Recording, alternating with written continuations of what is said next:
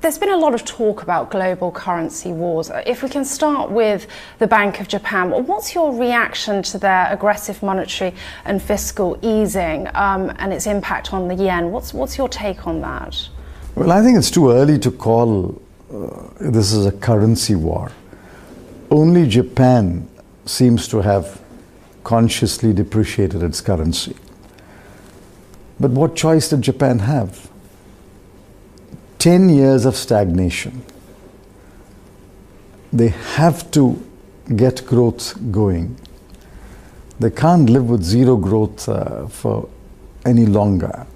I think pushed to the wall, the Japanese government has reacted in the only way that appears open to it.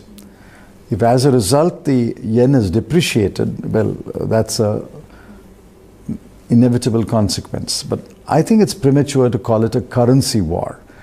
But I sincerely hope that other countries do not get into competitive devaluation of their currency.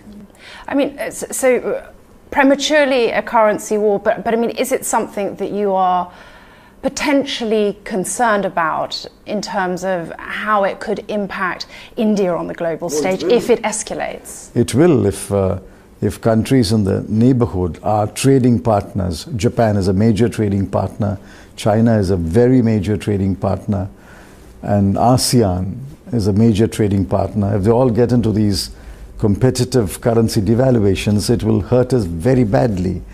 Our exports are down this year compared to last year because of the global recession. And if a currency war means that currencies of partner countries depreciate, our exports will suffer even more. Our imports will become costlier. I sincerely hope that countries do not fall into this trap of a currency war. You've mentioned in the past that slowing growth is your primary concern, and I think we heard from the Prime Minister recently that the government has struggled to rein in inflation over the past couple of years. The central bank, in its macroeconomic report, said that the challenges to growth were non-monetary in nature. Is that an assessment that you would agree with? What's your take on that?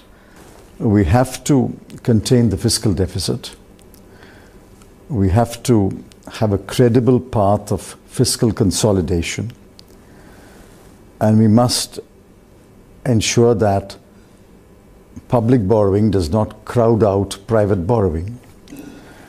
We are doing what we can, and we will do more as we go forward.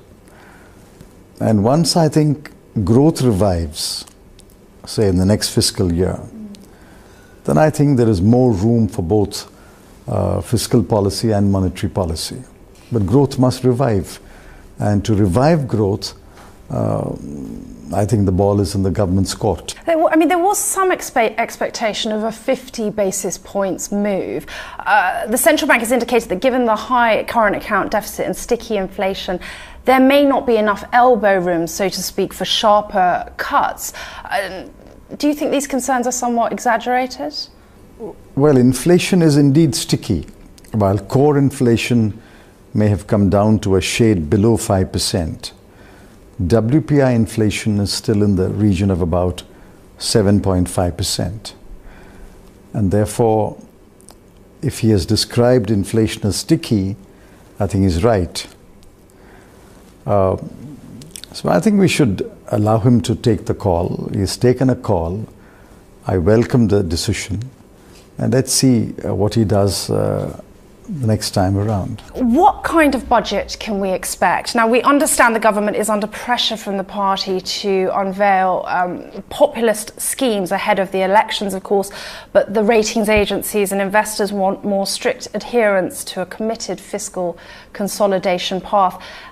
How do you walk that tightrope? This year we will remain below 5.3%, and next year we will be below 4.8%.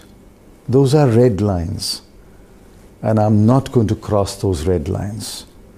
But within those red lines, if I can augment revenues by better administration, it's possible to fund all the welfare programs of the government.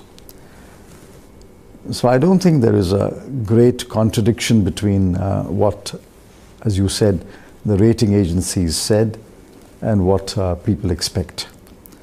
Let me say in one word, the budget will be a responsible budget.